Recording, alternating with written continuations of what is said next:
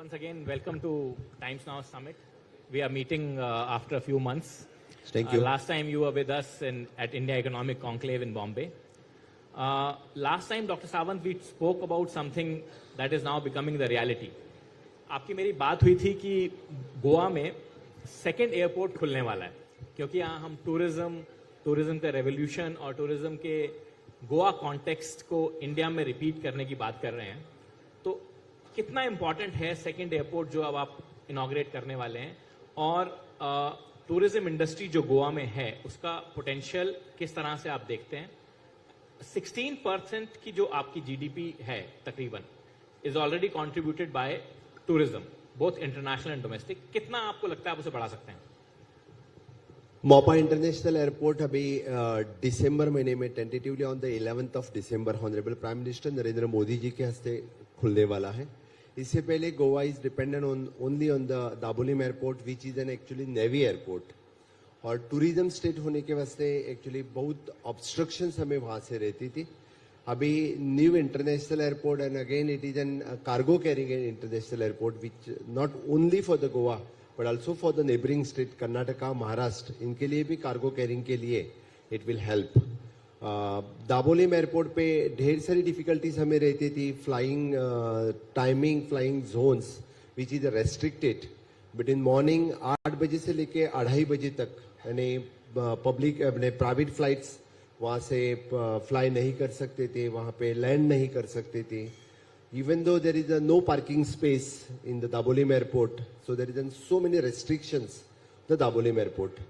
Mopa airport खुलने से मुझे लगता है कि वहाँ पे अबंडेंट पार्किंग स्पेस है, और which is only for the cargo carrying, और बाकी सभी time it will open for the international and national flights.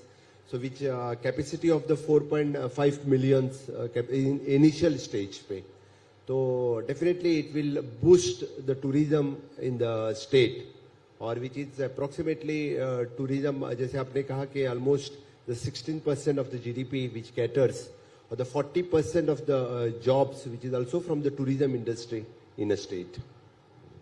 Doctor Sawant, अब फ्यूचरिस्टिक टूरिज्म की अगर हम बात करें आने वाले टाइम में, बिकॉज प्राइम मिनिस्टर मोदी का, कल अमित शाह जी यहाँ पे थे, उनका कहना था कि ये आज़ादी के 75 साल के बाद अगले 25 सालों का रोड मैप तैयार करना है ताकि ये एक अमृत काल हो, देश जब 100 साल तक आज़ाद हो. तो फ्यूचरिस्टिक टूरिज्म जो है डॉक्टर सावंत, वो इको टूरिज्म के बारे में है, सस्टेनेबिलिटी के बारे में है, सस्टेनेबल टूरिज्म के बारे में है. और इस देश में अगर किसी एक प्रांत को उसके लिए लीड लेनी होगी या वो लीड लेने के लिए पॉइज्ड है, तो वो गोवा है. जी हाँ, आपकी बात सही है. एक्चुअली जब हम ऑनरेबल प्राइम मिनिस्टर जब आज़ादी के अमृत काल आ गया 25 साल की जब बात करते हैं, तो हम सोचते हैं कि गोवा इस देश की टूरिज्म में राजधानी हो, टूरिज्म की राजधानी इस देश की गोवा हो. क्योंकि एट प्रेजेंट भी डायरेक्ट चार्टर फ्लाइट्स कहाँ कैटर करते हैं, तो गोवा में कैटर करते हैं, which gives the foreign currency for the state and Nations.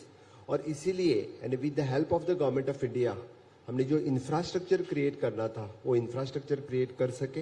With the help of the specially the government of India ने 2014 के बाद पहली बार टूरिज्म के बारे में सोचना स्टार्ट किया. इससे पहले मुझे नहीं लगता है कि किसी केंद्र सरकार के ने टूरिज्म के बारे में सोचा भी था. स्वदेश दर्शन जैसी स्कीम जो सभी राज्यों के लिए अनाउंस की, जिस राज्य ने चाहिए, इसलिए Swadesh Darshan scheme, Prasad scheme which is an heritage structure को रीबिल्ड करना, रिनोवेट करना. इसीलिए तो हम गोवा में जो अगवाद जेल म्यूजियम जो हमने रिनोवेट किया, अंडमान का जेल है उसी की धरती पे हमने अगवाद जेल म्यूजियम रिनोवेट किया. The basilica church from the old Goa which we have totally renovated. More than I think approximately the 1,000 crores of rupees we have Prasad scheme से ले चुके हैं, स्वदेश दर्शन से स्कीम ले चुके हैं. बाकी तो rest all means more than 20,000 crores of rupees जो इंफ्रास्ट्रक्चर के ले चुके हैं, वो तो इंफ्रास्ट्रक्चर सभी जगह हम डेवलप कर ही रहे हैं.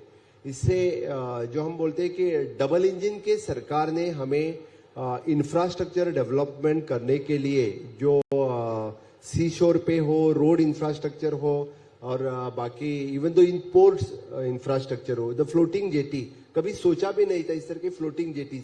वी आर क्रूज टर्मिनल सभी जो ऑलमोस्ट इस साल तो हम more than 40 to 50 cruise Goa में आने वाले हैं। इसीलिए टूरिज्म को बढ़ावा देने के लिए इट इज ओनली यानी जो इंफ्रास्ट्रक्चर से हमें डबल इंजन की सरकार के वास्ते मिला, इसी वास्ते हम डेवलप कर पाए। अदरवाइज इट इज लास्ट 50 साल में जो नहीं हो सका था, इस 8 साल में वो इंफ्रास्ट्रक्चर हम डेवलप कर पाए और आगे आने वाले। इसीलिए मैं तो बोलता हूं कि कन्याकुमारी से लेके कश्मीर तक जब टूरिज्म की बात चलती है तो अभी honourable prime minister Narendra Modi ji ने तो एक बार पूरा देश देखना चाहिए सभी ने, इसीलिए तो कहा।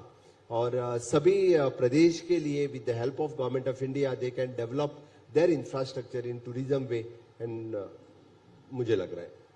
डॉक्टर सावंत, मैं गवर्नमेंट ऑफ इंडिया के इनिशिएटिव्स और बाकी स्टेट्स के ऊपर बाद में आता हूं, बट पहले गोवा की बात कर लेते हैं। आपके यहाँ पे प्रेजेंट कैपेसिटी जो फ्लाइट्स की है आने की पर डे, वो मेरे विचार में 70 to 80 है, और अब गोवा में नया एयरपोर्ट आने से it will almost double, almost 150-160 तक जाएगी। आपको लगता है कि आपने ऐसा इंफ्रास्ट्रक्चर क्रिएट कर लिया है या कर पाएंगे आप आने वाले टाइम में, जो कि इस टूरिस्ट इन्फ्लक्स को सस्टेन कर सके? आपकी बात सही है। At present approximately 70 flights per day मैंने दाबोलिम एयरपोर्ट पे आ रहे हैं, which is N 20 state destinations which cover and approximately 10 to 12 जो चार्टर फ्लाइट्स बाहर से आ रही हैं। आगे आने वाले दिनों में यानी मोपा इंटरनेशनल एयरपोर्ट और 30 डेस्टिनेशंस जो विद इन द कंट्री वो कनेक्ट करने वाले हैं, और additional new international destinations approximately more than 20 destinations Mopa international airport पे कनेक्ट कर रहे हैं। इसके लिए एट प्रेजेंट हमारे पास capacity which is an 73,000 rooms which is available at present in the state, or with the help of the public private partnerships whatever the infrastructure required in the state for the tourism वो हम develop कर रहे हैं। बाकी सभी यानी जो wellness tourism में हो, मैंने माइस टूरिज्म में हो, स्पिरिचुअल टूरिज्म में हो, सभी जगह पे यानी public private partnership through the ease of doing the business Goa tourism board हमने फॉर्म किया है। प्राइवेट स्टेक होल्डर्स को, जीसीसीआई हो यानी टीटीएजी हो, वर्ल्ड टूरिज्म ट्रेड सेंटर, सभी को 50% लोग वही तो पॉलिसी डिसीजन में सहभाग करते हैं। और जो टूरिज्म बोर्ड के वास्ते हम इस तरह से पीपीपी में मुझे लगता है कि हम इंफ्रास्ट्रक्चर डेवलप कर सकेंगे। It is not possible for the government to develop this type of infrastructure, with the help of the private players only it is possible to develop this type of infrastructure. बाकी उसके लिए जो सभी यानी roads चाहिए, beaches पे infrastructure चाहिए, internet जाने के लिए अच्छे वो इंफ्रास्ट्रक्चर हम क्रिएट कर सकते हैं, लेकिन बाकी इंफ्रास्ट्रक्चर तो प्राइवेट पार्टनर से ही डेवलप करना पड़ेगा। डॉक्टर सावंत, आपने गवर्नमेंट ऑफ इंडिया की स्कीम्स के बारे में कहा और कहा कि गोवा को पर्टिकुलर हेल्प मिल रही है कई गवर्नमेंट ऑफ इंडिया स्कीम्स से टूरिज्म को डेवलप करने में। Do you think the rest of the country and other states, particularly states that have tourism potential, वो भी गवर्नमेंट ऑफ इंडिया की इन स्कीम्स की मदद लेकर के टूरिज्म को डेवलप कर सकते हैं? आपके अपने बॉर्डरिंग एरियाज गोवा के जो हैं महाराष्ट्र के साथ में, वो भी शायद उतने ही सुंदर बीचेस और कोस्ट लाइन है जिनको डेवलप किया जा सकता है, और गवर्नमेंट ऑफ इंडिया की इस तरह की स्कीम्स हैं जो प्रमोट कर पाएंगे?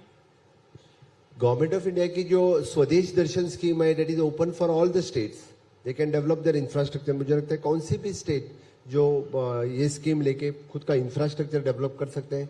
प्रसाद स्कीम जो सभी स्टेट डेवलप कर सकते हैं, और खास करके द गवर्नमेंट ऑफ इंडिया ने they have given the separately 300 crores of rupees to celebrate Goa at rate 60। तो इससे हमने फोर्ट हो, चर्चिस हो, टेम्पल्स हो, रोड इंफ्रास्ट्रक्चर हो, इवन दो द इंटरलैंड टूरिज्म के वास्ते बाकी इंफ्रास्ट्रक्चर हम डेवलप कर सके। बाकी स्टेट भी इसी तरह से डेफिनेटली डेवलप कर सकते हैं, तभी यानी डोमेस्टिक टूरिस्ट हो या इंटरनेशनल टूरिस्ट, इंफ्रास्ट्रक्चर अच्छा होने के वास्ते ही आ सकते हैं। और खास करके मैं ऐड करूंगा विच इज द स्वच्छ Bharat mission honourable prime minister ने जो स्टार्ट किया, that have given the boost for the tourism in India. यानी 2014 में जब तक बीचेस क्लीन नहीं रहेंगे तो कोई नहीं आएगा वहां पे। यानी on the cleanliness drive, beach clean रखने के लिए, सेफ्टी टूरिज्म के लिए we are spending so much things for the cleanliness. Doctor Sawant, Goa आपको यहाँ सारी ऑडियंस जितनी भी है बाहर और अंदर, सब लोग टूरिज्म में नंबर 1 टूरिज्म के स्पेक्ट्रम से ही देखते हैं लोग गोवा को, नंबर 1 उनका। अब यहाँ हमारा टॉपिक है कि how can you revolutionise tourism in coming days in this country. और obviously states like Kashmir, states like Kerala, states like even states, southern states like Karnataka have lot of tourism potential. आपका अपना experience जो है as a chief minister of a state which is a pioneer, leader and mostly viewed as from the prism of tourism, कैसा रहा है which you would want to share with the rest of the country and people present here, the corporates, the private players you said. ऐसा क्या हम आने वाले समय में बदल सकते हैं इस देश में जो कि टूरिज्म के इंफ्रास्ट्रक्चर को इंप्रूव करे, टूरिज्म को बढ़ाए इस देश में? बिकॉज एज यू सेड कि आपकी इकोनॉमी में 16% का कंट्रीब्यूटर है and it's a very clean contributor. Tourist जो जाता है वो उस जगह में जो भी कंट्रीब्यूट करता है उससे कोई पोल्यूशन बहुत ज्यादा इंडस्ट्रियल स्केल पे नहीं होता, उससे कोई बहुत ज्यादा सोशल अनरेस्ट नहीं होता, इनसाइडर आउटसाइडर की फीलिंग नहीं होती। Tourist are always welcome. इस देश का लोगो एक जमाने में क्लैरियन कॉल होती थी हमारी अतिथि देवो भव, उसको हम इंडिया टूरिज्म उसको प्रमोट किया करता था। आपका अपना क्या एक्सपीरियंस है डॉक्टर साहब जो कि आप शेयर कर सकते हैं बाकी राज्यों के साथ, देश के साथ, लोगों के साथ, कि किस तरह से टूरिज्म को पिवट में रख करके आप एम्प्लॉयमेंट, डेवलपमेंट और ग्रोथ की बात कर सकते हैं? जी, आपकी बात सही है। अतिथि देवो भव इसी लाइन पे एंड टूरिज्म को हम बढ़ावा दे सकते हैं। The first thing, each state want to find out उनकी स्ट्रेंथ क्या है, सेकेंड इज द वीकनेसेस क्या है, और थर्ड द टेक्नोलॉजी कौन सी हम यूज कर सकते हैं। For example in the we can give the boost for the rural tourism. Rural tourism के बूस्ट देने के लिए हम क्या कर सकते हैं? We can use the digitalization in tourism. So digitalization की जब बात करते हैं हम, तो everything it should come on one platform. From booking से लेके सब कुछ हम एक प्लेटफॉर्म से टेक्नोलॉजी के वास्ते स्टेट ला सके तो then only it is a possible, otherwise not. Now day by day the digitalization in the foreign countries में हमें सब कुछ डिजिटलाइजेशन प्लेटफॉर्म से मिल रहा है। इसीलिए मैं इस पे कहते वक्त कहूंगा कि identify the strength, identify the weaknesses and use the technology for the tourism purpose. Then it comes to the infrastructure, then it comes to the human resource, क्या क्या अपने पास अवेलेबल है। जैसे आपने कहा कि सब कुछ हम आइडेंटिफाई बाद में कर सकते हैं।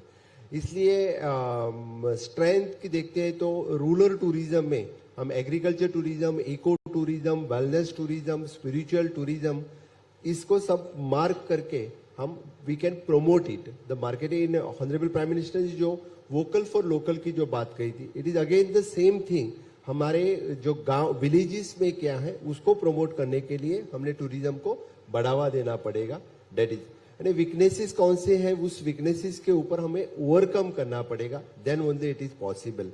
It is human resource. इससे पहले हमारे पास स्किल्ड और स्किलिंग नहीं था। We have started the skilling, reskilling of the people. We have started the in hospitality sector में हम हॉस्पिटलिटी एकेडमी खोल रहे हैं, जो कि जो बच्चे समझो 10th standard, 12th standard, graduate, उसको स्किल टूरिज्म इंडस्ट्री में किस तरह से करने का। फॉर एग्जांपल इन गोवा में आगे आने वाले 4 सालों में हमें man power required which is approximately more then 2 lakhs man power is required आगे आने वाले 4। अभी हमने उनको स्किलिंग और रीस्किलिंग नहीं किया तो some others will come and they will grab that opportunity. इसीलिए यानी उसको ह्यूमन रिसोर्स रेडी करना, इंफ्रास्ट्रक्चर के साथ साथ ह्यूमन रिसोर्स भी रेडी करना जरूरी है।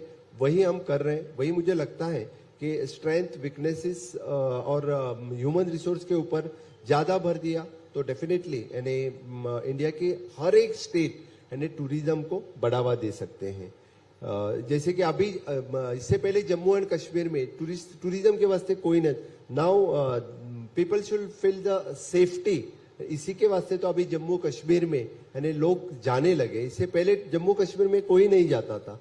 अभी safety is more concern for the tourist. Doctor Sawant, आपने टेक्नोलॉजी की बात की, इंटरेस्टिंग बात है। यहाँ बैठे हुए तमाम लोगों का एक सवाल होगा कि गोवा में उबर कब चलेगी? उबर एक टेक्नोलॉजी है जिसने सारी देश में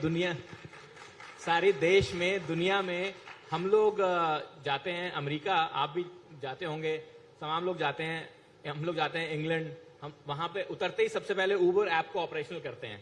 अब आप गोवा जाइए तो आपको सबसे बड़ी समस्या ये है कि आप गाड़ी का इंतजाम कैसे कीजिए। या तो आप हैगल कीजिए टैक्सी ऑपरेटर्स जो बाहर खड़े हैं एयरपोर्ट पे उनके साथ में, या आप गोवा माइल्स का ऐप चलाइए जो चलेगा नहीं। तो टेक्नोलॉजी जहां तक है डॉक्टर साहब, वो कैसे गोवा में इंप्रूव होगी, उबर कब चलेगी और ओला कब चलेगी वहां पे। I am not being their brand ambassador, हाँ, माइंड यू। नहीं, आपकी बात एट प्रेजेंट देयर इज पहले टैक्सी इशू था, अभी गोवा माइल्स ऐप हमने इम्प्रूव कर दिया है। Almost more than 25% of the taxis have come on the Goa miles. हमारी कोशिश है आगे इस सीजन से 100% हम खुद का ऐप गोवा टूरिज्म का ऐप हम इस सीजन से स्टार्ट कर रहे हैं। तो more than 70% people will come on the app. Definitely आप नेक्स्ट सीजन में जब गोवा आओगे तब टैक्सी ऐप आपको खुद का हमारा गोवा टूरिज्म का टैक्सी ऐप मिलेगा। So, Dr. Sawant, Chief Minister Goa, is promising the entire audience and the entire country that next time you go to Goa, you will have a working app of some kind of transportation. It may not be Ola, Uber, and of course, I am not a brand ambassador for Ola, Uber. Dr. Sawant, another thing, अगर Ola, Uber या कोई भी app based taxi service हमको चाहिए, तो उसके लिए better internet connectivity चाहिए। गोवा में अनफॉर्चुनेटली बहुत सारी जगहों पे अभी भी इंटरनेट कनेक्टिविटी के इश्यूज हैं, और ये सब लोग जो गोवा गए होंगे ये इन्होंने फेस किया होगा, हम सब फेस करते हैं। तो जो टेक्नोलॉजी कनेक्टिविटी के इश्यूज हैं डॉक्टर साहब, वो कब तक आप सॉल्व करेंगे? 5G रोल आउट के साथ में आपने कोई नया प्लान बनाया है so that people have better internet connectivity on the beaches of Goa, in the villages of Goa? आप रूरल टूरिज्म की बात कर रहे थे अभी कि कम से इंटरनेट ऐसी चीज, आपने खुद कहा कि सारे प्लेटफॉर्म्स, सारी सर्विसेज को एक सिंगल डिजिटाइज प्लेटफॉर्म पे आना होगा। तो उसके लिए डॉक्टर साहब हमारे को internet connectivity, unbroken internet connectivity भी चाहिए होगी। At present there is an connectivity का प्रॉब्लम गोवा में अभी भी है। हमारी न्यू पॉलिसी के अंतर्गत वी आर अंडरग्राउंड केबलिंग वो भी चल रहा है, और even though the tower policy जो फाइनलाइज की है, मुझे लगता है आगे आने वाले with in a year will complete connectivity in the state, at least at the coastal will complete connectivity रहेगी। And is there any issue of CRZ or is there any NGT related issues जिसकी वजह से ये connectivity में समस्या होती है, या उन इश्यूज को आप अलग लेवल पे, अलग फोरम्स पे टैकल कर रहे हैं? CRZ डेफिनेटली कोस्टल स्टेट होने के वास्ते तो CRZ तो गोवा में रहेगा ही। We are tackling with the CRZ issue, और बाकी लोग तो एनवायरमेंटलिस्ट गोवा में ढेर सारे लोग हैं, तो फिर always they are filing the different cases in NGT। वो तो प्रॉब्लम हमेशा गवर्नमेंट टैकल करती रहेगी। But do you think that in days and months and years to come, at least 1 year 2 year 5G roll out, ऐसा होगा कि गोवा में connectivity के इश्यूज कम से कम खत्म हो जाएंगे, लोगों को जहां से चाहेंगे इंटरनेट एक्सेस कर सकते हैं? आगे आने वाले 1 साल के अंतर्गत हम कनेक्टिविटी इशू का रिजॉल्व कर देंगे। तो 1 साल में आप ऐप बेस्ड टैक्सी सर्विसेज और इंटरनेट दोनों? जी हाँ, बिल्कुल। So आप you guys can plan your trip to Goa in next 12 months, you know, and check Dr. Sawant on his promise. Thank you. Dr. Sawant, another important question. In Goa and in everywhere else, you know, Goa has some problems, but and there's a very important segment here of our you know, women participation, emancipation, and single women traveler. You know, increasingly girls travel on their own, women travel on their own. They travel single, they travel in a bunch like men used to do earlier. Safety of women is a very important aspect. In some cases, things have gone wrong in Goa, and countrywide also, Dr. Sawant, at this point in time, there is a huge hue and cry apropos crime against women. That the security and the safety that the daughters of this country deserve, वो उनको नहीं मिल पा रहा है। तो आप at least Goa जैसी जगह में जहां बहुत सारे सिंगल महिला ट्रैवलर अकेली जाती हैं और लड़कियां एक ग्रुप में, बंच में भी जाती हैं, उनकी सिक्योरिटी एंड सेफ्टी इंश्योर करने के लिए क्या कुछ स्पेसिफिक स्टेप्स ले रहे हैं, पर्टिकुलरली बीचेस पे और पर्टिकुलरली रात के समय? गोवा में हमेशा के लिए वुमेन सेफ्टी के लिए प्रायोरिटी दी है, और गोवा पुलिस ने pink force specially for the womens हमने स्टार्ट किया है। हमेशा के वक्त यानी कोस्टल बीचेस पे हो या पुलिस स्टेशन पे हो, यानी women police with total pink police force, the vehicle, उसमें सभी वुमेन ही जो रहते हैं, जो हमेशा एक कॉल पे यानी वुमेन पुलिस एट 24/7 हमेशा के लिए अलर्ट रहते हैं, कभी भी कॉल किया तो उस वक्त वहां पे पहुंच जाते हैं। This is the speciality Goa में है। बाकी तो टूरिस्ट पुलिस है जो हमेशा के लिए अवेलेबल है। एवरी पुलिस स्टेशन पे वुमेन PSI अवेलेबल है। 24/7 कॉल सेंटर 100 डायल वो या 102 डायल वो, with in the 5 to 10 minutes police वहां पे पहुंच जाती है। यानी सेफ्टी इश्यूज पे गोवा हमेशा के लिए तत्पर रहता है। और डॉक्टर सावंत, अब मैं आपसे जनरल पूरे देश के सिलसिले में ये सेम सवाल पूछता हूं। आपको लगता है कि अगर हम महिलाओं की सिक्योरिटी, सुरक्षा बेटर तरीके से इंश्योर कर सकेंगे इस देश में, तो जो महिलाओं का टूरिज्म है, यानी लड़कियों का अपने आप ट्रैवल करना, अकेले ट्रैवल करना, ग्रुप में ट्रैवल करना, दादी नानी के साथ में ट्रैवल करना, वो बढ़ेगा और उनको ये जो मेल एस्कॉर्ट की जरूरत हमेशा से है वो खत्म होगी और वो भी एक टूरिज्म को बढ़ावा देने का काम कर सकती है। जी, आपकी बात सही है। मैंने हमेशा के लिए मैंने वुमेन्स को भी सिंगल ट्रैवल करना हो या वुमेन्स ग्रुप में ट्रैवल करने चाहिए और उनके सभी जगह पे सेफ्टी सिक्योरिटी होनी चाहिए, ऐसे मुझे लगता है, और सभी ने उसकी चिंता करनी चाहिए। Doctor Sawant, again let me take you back to the national level, because हम बात यहाँ पे कर रहे हैं कि tourism infrastructure nationally mister Modi की गवर्नमेंट के आने के बाद से कितना इंप्रूव हुआ है और आने वाले टाइम में कैसे उसको हम रेवोल्यूशनाइज कर सकते हैं इस कंट्री में। डॉक्टर सावंत, मकाऊ जैसे कंट्री हैं, आपकी मेरी दिन में बात हो रही थी, मकाऊ जैसे कंट्री हैं, ग्लोबली दुनिया में सबसे ज्यादा टूरिस्ट जाते हैं। बैंकॉक, थाईलैंड जैसे जगहों में हमसे कई गुना टूरिस्ट ज्यादा जाते हैं, कई गुना टूरिस्ट हमसे ज्यादा आते हैं। छोटे से देश हैं।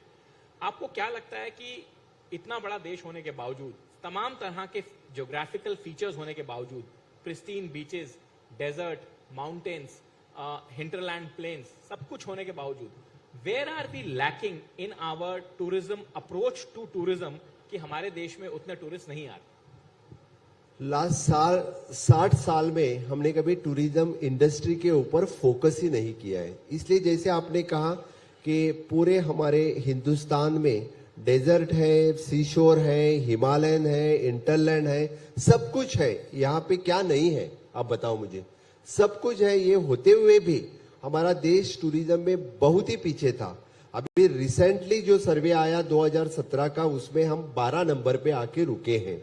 वो भी यानी 2014 के बाद जो रिवीजन इंफ्रास्ट्रक्चर में हुआ उसी के वास्ते हुआ। अदरवाइज कभी भी टूरिज्म इंडस्ट्रीज के बारे में सीरियसली नहीं सोचा था। आप नॉर्थ ईस्ट में देखो, जब तक यानी एक्चुअल इंफ्रास्ट्रक्चर क्रिएट नहीं होगा तब तक लोग ट्रैवल नहीं कर सकेंगे। इसीलिए मैं बार बार कह रहा हूं कि there should be the safety, there should be the security, there should be the infrastructure, there should be the human resource और डिजिटलाइजेशन। इनके ऊपर ही फोकस देना पड़ेगा। 2014 के बाद यानी जो ह्यूज इंफ्रास्ट्रक्चर रेडी होने लगा, इसी के वास्ते टूरिस्ट यानी with in the country travel करने लगे, आउटसाइड द कंट्री यानी लोग अपने देश में आने लगे हैं। यानी इसीलिए हमने इंफ्रास्ट्रक्चर के ऊपर ज्यादा फोकस करना उचित रहेगा, डिजिटलाइजेशन के ऊपर फोकस करना उचित रहेगा। Again it depends upon the state government. बाकी स्टेट गवर्नमेंट किस तरह से इंफ्रास्ट्रक्चर डेवलप करते हैं इसके ऊपर डिपेंड है। डॉक्टर सावंत, ये सारे इंटरनल फैक्टर्स आपने कह दिए। अब आप यू थिंक कहीं ना कहीं हमारा एफर्ट जो है in terms of marketing India as a destination, जो हमारे कैंपेन्स रहे हैं, पास में आती थी देवो भव टाइप के कैंपेन रहे हैं, या केरल ने एक बड़ा सक्सेसफुल कैंपेन चलाया था गॉड जोन कंट्री करके, वो जो marketing India as a tourist destination रहा है वो कहीं ना कहीं बहुत ही लैकलस्टर और लैकिंग रहा है, और वो शायद 2014 के बाद भी बदला नहीं है डॉक्टर साहब, मोदी जी के प्रधानमंत्री बनने के बाद। नहीं, actually whole as a India, यानी बाहर जब हम फॉरेन कंट्री जब मार्केट करते हैं तो whole as a India market होना चाहिए था, पूरे देश का market, not as a state, as a single. जैसे कि आपने बताया कि केरला अपना मार्केट कर रही है, बाकी कौन सी स्टेट अपना मार्केट कर रहे हैं, तो पूरे जब देश की बात चलती है तभी सभी एक साथ में सभी स्टेट्स का टूरिज्म के बारे में मार्केट हुआ तो उसका ज्यादा फायदा पूरे देश को हो सकता था। वो नहीं हुआ था, लेकिन 2014 के बाद वो भी होने लगा है। आप फिर भी यानी टूरिज्म डिपार्टमेंट की एड्स देखो, जब हम फॉरेन कंट्रीज में हो, बाकी सभी स्टेट्स का सभी tourism they are advertising properly, advertise कर रहे हैं। तो पूरे देश के लेवल पे आपको लगता है कि 2014 के बाद से वो अच्छी मार्केटिंग हो गई है और अच्छी हो सकती है डॉक्टर साहब? नहीं नहीं, होने स्टार्ट हुई है। जब तक मैं ऐसा नहीं, 2014 के बाद अच्छी तरह से मार्केटिंग स्टार्ट हो गई है, इसीलिए तो यानी फॉरेन कंट्रीज से ज्यादा टूरिस्ट यानी इंडिया में बाकी सभी स्टेट्स में आने लगे हैं। गोवा में तो हमेशा के लिए चार्टर फ्लाइट्स डायरेक्टली फ्लाई करते हैं, approximately specially from the Russia, UK, यहाँ के फ्लाइट्स हमेशा के लिए गोवा में आते हैं, विच गिव्स यानी बूस्ट फॉर द इकोनॉमी आते हैं। इसीलिए तो बाकी जगह भी चार्टर फ्लाइट्स आने चाहिए, ऐसा मुझे लगता है। डॉक्टर साहब, मैं आपको वापस एक बार लेके चलता हूं। अभी हमने सिंगल ट्रैवलर की बात की, सिक्योरिटी की बात की, मैं आपको एक बार दोबारा से लेके चलता हूं। आपने कहा कि आपको रीस्किलिंग, अपस्किलिंग की जरूरत है लोगों के जो टूरिज्म सेक्टर में काम करें, बट आपको उसके साथ साथ ये नहीं लगता है डॉक्टर साहब की जो हमारी लॉ एनफोर्समेंट की कैपेसिटी है, आपकी गोवा की कैपेसिटी हो या बाकी राज्यों की कैपेसिटी हो, particularly in the context of increasing number of tourist in this country, उसको भी हमें अब बढ़ाने की जरूरत है? टूरिस्ट पुलिस का अगर हम एक सेगमेंट क्रिएट कर रहे हैं तो उनको स्ट्रेंथन करने की जरूरत है, बिकॉज यहाँ बहुत सारे लोग डॉक्टर साहब ऐसे बैठे होंगे जिन्होंने ट्रैवल किया होगा देश में, विदेश की बात तो नहीं कर सकते, बट देश में ट्रैवल किया होगा और इनको बहुत सारे अनप्लेजेंट एक्सपीरियंसेस रहे होंगे, चाहे वो पुलिस के देर से पहुंचने के हों, ना आने के हों या ना अवेलेबल रहने के हों। तो आपको लगता है कि टूरिज्म के पॉइंट ऑफ व्यू से पर्टिकुलरली हमको एक लॉ एनफोर्समेंट पे स्पेशल फोकस देके, इन्वेस्टमेंट देके उसको भी इस समय सुधारने की जरूरत है, न केवल गोवा में बल्कि देश भर में? जी, आपकी बात सही है। हर एक स्टेट ने यानी सेफ्टी और सिक्योरिटी टूरिस्ट की सोचनी चाहिए। मैं जैसे बताते हूँ कि गोवा में स्पेशल टूरिस्ट फोर्स अवेलेबल है, पिंक फोर्स अवेलेबल है और कोस्टल पुलिस स्टेशन अवेलेबल है, and which is only for the tourist purpose. इसलिए बाकी स्टेट ने भी टूरिस्ट के बारे में ऐसे सोचा, यानी जहाँ पे यानी फोकस ज्यादा करके टूरिस्ट आते हैं उसके लिए सिक्योरिटी के बारे में स्पेशल टूरिस्ट फोर्स अवेलेबल रहना चाहिए। तो डेफिनेटली ये हो सकता है। गोवा जैसे छोटे राज्य में यानी पिंक फोर्स हम डेवलप कर सकते हैं, तो why not in other state? बड़े स्टेट में तो जहां पे टूरिस्ट की ज्यादा रेलचल रहती है वहां पे टूरिस्ट सिक्योरिटी के लिए dedicated tourist force, police force वो अवेलेबल कर सकते हैं। तो आपको लगता है कि लॉ एंड ऑर्डर के पॉइंट ऑफ व्यू से भी एक इन्वेस्टमेंट एक्स्ट्रा हमारे को करनी पड़ेगी अगर हमें टूरिज्म को रेवोल्यूशनाइज करना है इस देश में अगले 25 सालों में, जो टॉपिक हम यहाँ डिस्कस कर रहे हैं? जी, आपकी बात सही है। लॉ एंड ऑर्डर में सेफ्टी और सिक्योरिटी के पर्पज से यानी इन्वेस्टमेंट करनी पड़ेगी। डॉक्टर सावंत, अब एक बार हम फिर नेशनली बात करते हैं, नेशनल टूरिज्म पॉलिसी या नेशनल टूरिज्म आउटलुक की। आपने कहा कि मोदी जी के सरकार के आने के बाद 2014 में बहुत सारी पॉलिसीज, बहुत सारे स्कीम्स ऐसी लॉन्च हुई जिनका सभी राज्यों को फायदा लेना चाहिए। तो डॉक्टर सावंत, ऐसी कौन सी स्कीम्स हैं जिनमें से आपने गोवा में बहुत फायदा लिया और जिनसे ये तमाम लोग जो गोवा के टूरिस्ट हैं उनकी लाइफ इजी हुई, जो कि नेशनल गवर्नमेंट का कंट्रीब्यूशन है आपके लिए?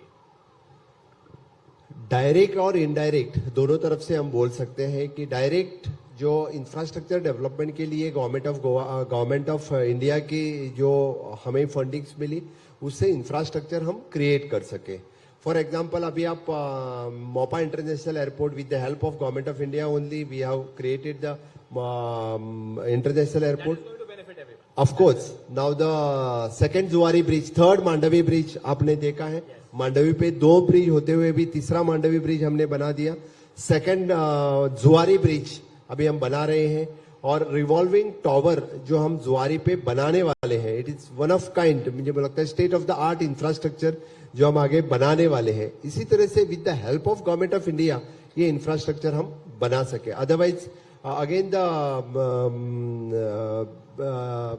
जो टूरिज्म इंफ्रास्ट्रक्चर की बात कही, तो जो स्पेशली बीचेस पे ब्लू बीच जो इंफ्रास्ट्रक्चर, बाकी स्वदेश दर्शन, प्रसाद, आर्कियोलॉजी और आर्काइव्स के जो बाकी सभी स्कीम्स जो हम आर्कियोलॉजी और आर्काइव्स प्रमोट करने के लिए, हेरिटेज टूरिज्म प्रमोट करने के लिए, इंटरलैंड टूरिज्म प्रमोट करने के लिए, कैप्टन ऑफ पोर्ट के थ्रू ऑल द जेटीज डेवलपमेंट, इसके लिए जो हम प्रमोट कर रहे हैं, that all the scheme each and यानी आजादी का अमृत महोत्सव, इसी के ऊपर ऑनरेबल प्राइम मिनिस्टर ने जो आत्मनिर्भर भारत योजना निकाली, उस आत्मनिर्भर भारत योजना के अंतर्गत कोविड के बाद हर एक डिपार्टमेंट की अलग स्कीम थी और हर एक डिपार्टमेंट्स के थ्रू मुझे लगता है हर एक स्टेट्स को अलग से वो स्कीम प्रमोट की थी।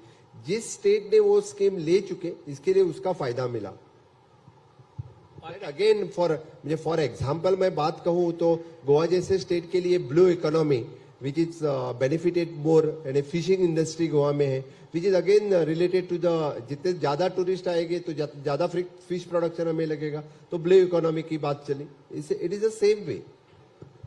और डॉक्टर साहब, आपको लगता है कि जो अभी का इंफ्रास्ट्रक्चर जिसमें गवर्नमेंट ऑफ इंडिया का सपोर्ट है आपको टूरिज्म डेवलप करने के लिए, इसी तरह का इंफ्रास्ट्रक्चर आपके नेबरिंग स्टेट्स में पर्टिकुलरली महाराष्ट्र एंड कर्नाटका में भी अगर आए तो आपका एक कंसर्टेड जोनल टूरिज्म इंफ्रास्ट्रक्चर रहे, जिससे अगर कोई टूरिस्ट अगर सिर्फ गोवा नहीं जाना चाह रहा है, कुछ दिन गोवा में गुजार के आसपास जाना चाह रहा है, तो वो that would be a better product pipeline etcetera. जी हाँ, आपने बात सही कही, क्योंकि इससे पहले सिंगल एयरपोर्ट होने के वास्ते पूरे देश में बाकी हमारे पास कनेक्टिविटी ही नहीं थी। अभी मोपा इंटरनेशनल एयरपोर्ट आने के बाद अनदर 20 to 30 स्टेट की कनेक्टिविटी डेवलप हो जाएगी। This connectivity will play the major role in the tourism. So अब not only the Maharashtra Karnataka, the southern part of the country से पूरी कनेक्टिविटी गोवा से हो जाएगी। तो टूरिस्ट जो फॉरेन टूरिस्ट गोवा में आता है वो हमेशा ट्रैवल करना बाकी जगह भी चाहता है, लेकिन देयर इज कनेक्टिविटी न होने के वास्ते वो ट्रैवल नहीं कर पा रहा था। इसीलिए मुझे लगता है this will help more for the tourism. Doctor Sawant, एक कंसर्न रहता है लोगों का गोवा को लेके पर्टिकुलरली, वो कंसर्न शायद और राज्यों में भी रहता होगा, लेकिन गोवा चूंकि छोटा राज्य है और लोग काफी ट्रैवल कर लेते हैं वहां पहुंचने के बाद, कि जो रूरल इंफ्रास्ट्रक्चर है, जैसे अगर आपको पैंजिम से मॉर्जिम जाना है तो उसमें जो सड़कें हैं या जो जिस तरह का आपका पैंजिम का इंफ्रास्ट्रक्चर है, जो आप हाईवेज डेवलप कर रहे हैं, वो उसको मैच नहीं करता है। वो इसलिए नहीं हो पाता है डॉक्टर सावंत कि वहां पंचायत की रेजिस्टेंस है, एक्टिविस्ट की रेजिस्टेंस है, या गवर्नमेंट का कोई लैक ऑफ मोटिवेशन है उसके अंदर?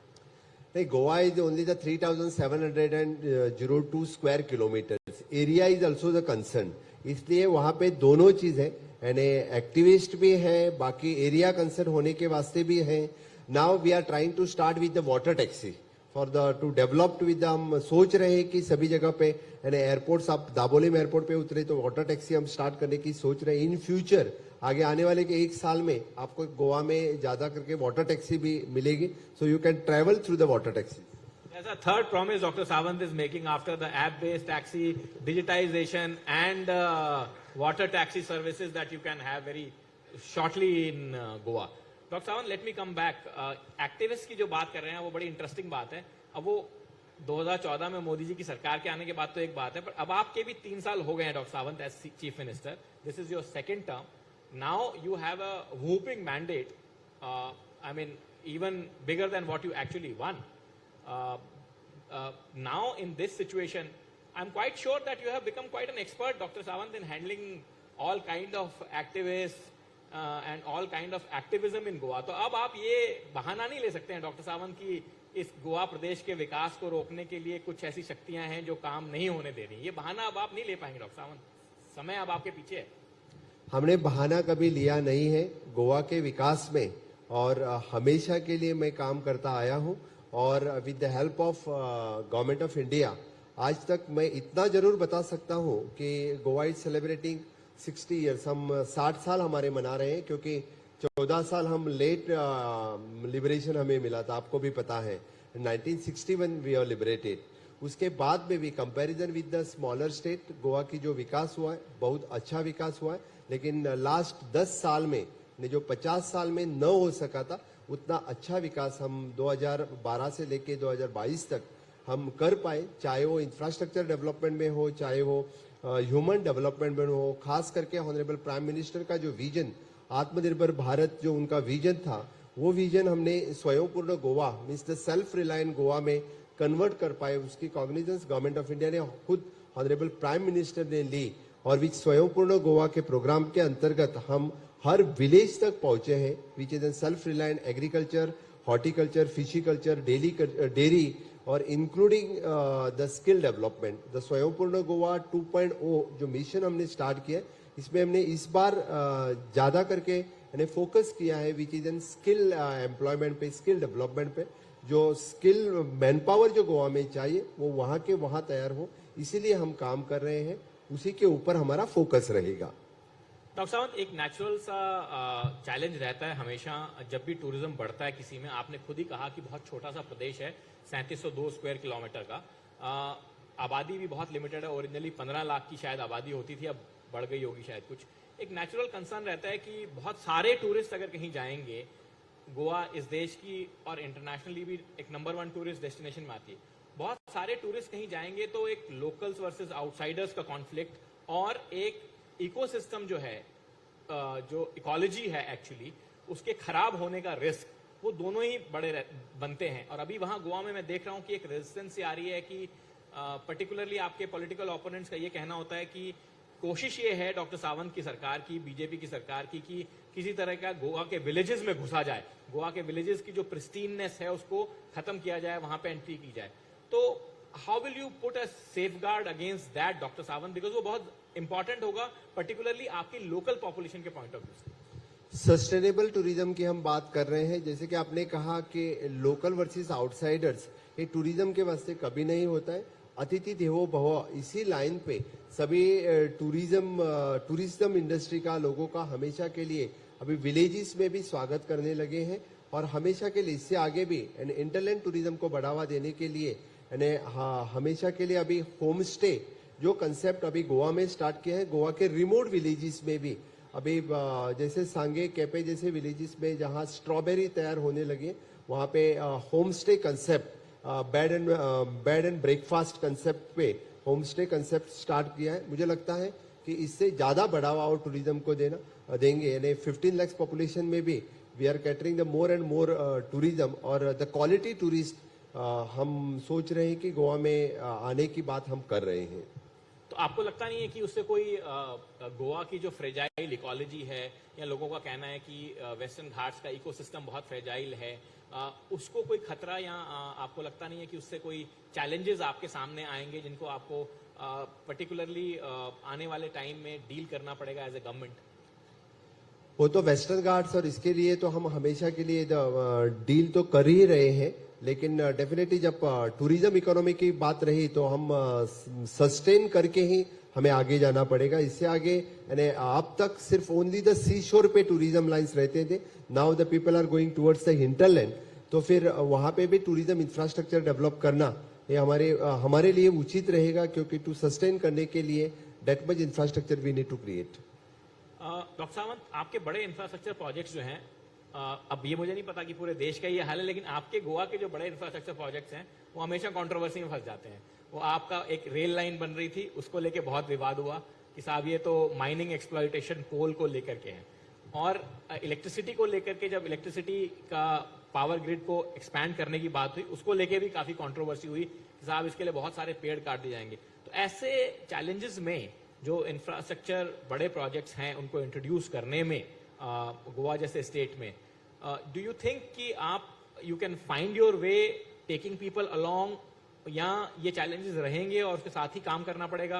What do you see as a future road map on that?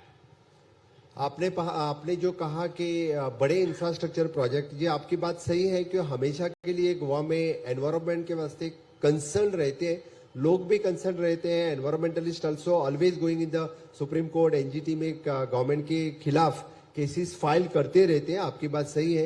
यानी आप नेशनल हाईवे की बात कर रहे थे, रेल प्रोजेक्ट की बात कर रहे थे, आप Tamnar project which is electricity project की बात कर रहे थे, लेकिन according to the supreme court instructions only we are going ahead with the Tamnar project, अपने नेशनल हाईवे प्रोजेक्ट और रेल प्रोजेक्ट के बारे में। इसके सिवा यानी हम ecology, flora and fauna disturb नहीं करना चाहते। Government is also very much concern about the environment of state.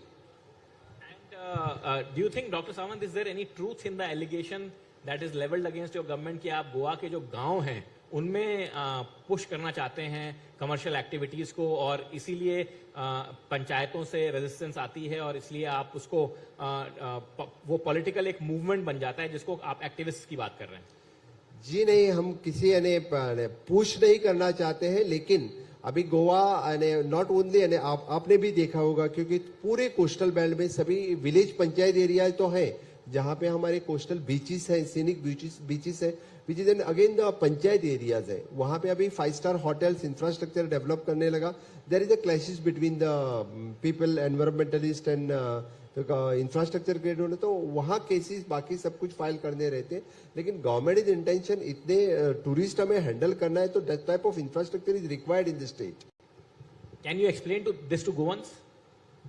हाँ, तो मैं आपको एक बात बता देता हूं, क्योंकि 2022 के इलेक्शन से पहले मैंने यही तो एक्सप्लेन किया, वो करने के बाद भी मुझे मेजोरिटी मिली है, तो लोगों को पता चला है, and this is the way you want to go ahead. तो मतलब आप ये कहना चाह रहे हैं कि गोवंस ने आपकी बात मान ली है?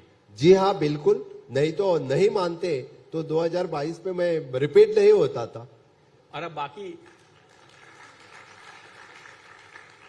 बाकी लोगों को देश में आपको ये बात मनाने की जरूरत है कि economically sustainable and ecologically feasible development, और you can put it in reverse also, is possible.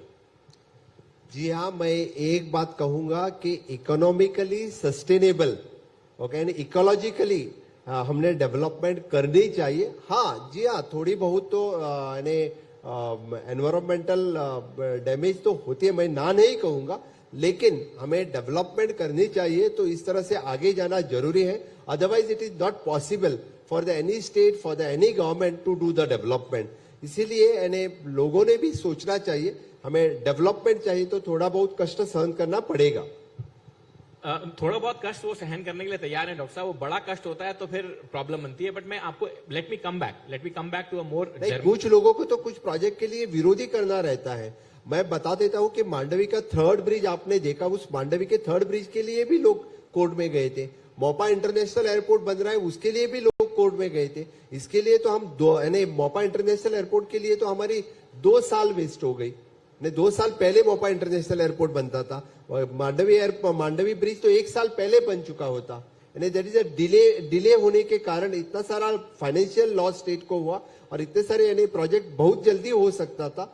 वो that is a loss for the state and country. तो आप ये कह रहे हैं कि प्रधानमंत्री जी के शब्दों में कि ये आंदोलन जीवी हैं, जो आंदोलनों पे ही जी रहे हैं, ये कहना चाह रहे हैं आप? जी हाँ, वो तो बात सही है. इसी के लिए तो जो देश के विकास के लिए विरोध कर रहे हैं, उन्होंने सोचना चाहिए. देश आगे जाना चाहिए तो देश के विकास के लिए विरोध मत करो, गति मत रुकाओ. तो प्रोफेशनल आंदोलन जीवियों के लिए मैसेज है आपका? आप वैसा ही समझो. डॉक्टर सावंत, मैं आपको वापस एक बार लेके आता हूँ नेशनल स्कीम्स टूरिज्म की और नेशनल स्कीम्स के एक्सपेंशन के बारे में आप जो बात कर रहे हैं. हमारा कंसिस्टेंटली डॉक्टर सावंत एक कंसर्न रहा है इस देश में कि टूरिज्म सेक्टर को जो पैसा या फंड अलॉट होने चाहिए to attract the number of tourism that we want to attract, जैसे मैंने आपसे कहा कि थाईलैंड जैसे छोटे से देश या मकाऊ जैसे छोटे से देश या टर्की जैसे छोटे से देश हमसे कई ज्यादा नंबर्स में टूरिस्ट अट्रैक्ट कर लेते हैं, वो इन्वेस्टमेंट कभी नहीं हुई है हमारे देश में, और शायद 2014 के बाद में भी नहीं हुई है. मैं तो बोल रहा हूं कि 2014 के बाद हो रही है, उससे पहले नहीं हुई थी. इसलिए हम सफर हो रहे हैं, क्योंकि जब तक ये इंफ्रास्ट्रक्चर उसके लिए क्रिएट नहीं होगी, तब तक हम इस तरह से इस लेवल पे फॉरेन टूरिस्ट अट्रैक्ट नहीं कर पाएंगे. इसीलिए तो बोल रहा हूं कि honourable prime minister Narendra Modi ji का हर एक जो उन्होंने मिशन स्टार्ट किया है, जो clean India mission, fit India mission, startup India, stand up India, make in India, everything which is correlate again to the tourism activity. आप देखो, क्योंकि हर एक मिशन वो टूरिज्म इंडस्ट्री से जुड़ा हुआ है. Skill India mission which is again for the tourism industry. इसीलिए इंफ्रास्ट्रक्चर के साथ साथ हम जो ह्यूमन रिसोर्स की बात कर रहे हैं, उसी के ऊपर तो कर रहे हैं. That again depends upon the state. मैंने इसलिए कहा था कि इससे पहले जो जम्मू कश्मीर वहां जाना कौन प्रीफर करता था? नॉट म्हणजे फॉरेन टूरिस्ट छोड़ दो, इंडियन टूरिस्ट जाना भी प्रीफर नहीं करता था. तो now the people are started moving towards that. Why? Because they feel there is a safety, there is a security. इसीलिए तो जा रहे हैं. That is the correlation between everything. So my last question, Dr. Sawant, because our next guest, Mr. Rijiju, is a very busy man and he has to go to the President House after this, and I will not hold him back. आपको तो मैं थोड़ा देर रुकने के लिए request करूंगा.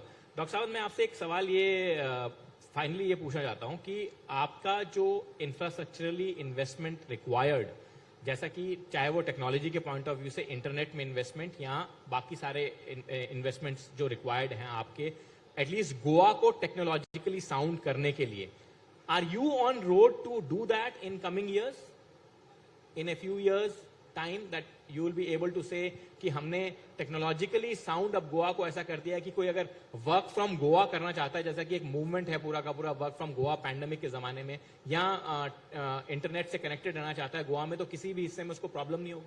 Are you on that road? Yes, आपने जो बात कही है कि वर्क फ्रॉम गोवा, इसी के ऊपर हम हर घर फाइबर, जैसे हर घर नल से जल, वो स्कीम तो हमने कंप्लीट कर दी है। और अभी इस टेन्यूअर में आगे आने वाले 2 साल में हम हर घर फाइबर लोगों को देना चाहते हैं। तो फिर डेफिनेटली स्टेट टेक्निकली हम टेक्नोलॉजिकली हम साउंड करना चाहते हैं, क्योंकि हर घर फाइबर लोगों तक पहुंचाया तो फिर anyone can work from home, work from Goa, इस तरह से एनवायरनमेंट हम करना चाहते हैं। At present with the tourism and IT industry, इस दोनों को हम साथ में मिला के, यानी हम जैसे सोचते हैं कि गोवा राज्य इस देश के पर्यटन की राजधानी बने, इसीलिए हम काम कर रहे हैं। और डेफिनेटली आगे with the help of the double engine, हमने आज तक इतना इंफ्रास्ट्रक्चर बनाया और आईटी टेक्नोलॉजी में भी हम with the help of the government of India हम ये इंफ्रास्ट्रक्चर डेवलप करेंगे, ये मुझे आशा है। और पोल्यूशन मुक्त स्टेट बनने के लिए तो मुझे आई फील प्राउड, क्योंकि इतना तो सही है कि गोवा में कम से कम दिल्ली जितना पोल्यूशन तो नहीं है। दिल्ली की मुख्यमंत्री नहीं है यहाँ पे, इसलिए मैं अभी कुछ नहीं कहूंगा उनके बारे में। But doctor Sawant, thank you very much for to you, specially coming from Goa, and that work from Goa का candidate number 1 is me. Thank you.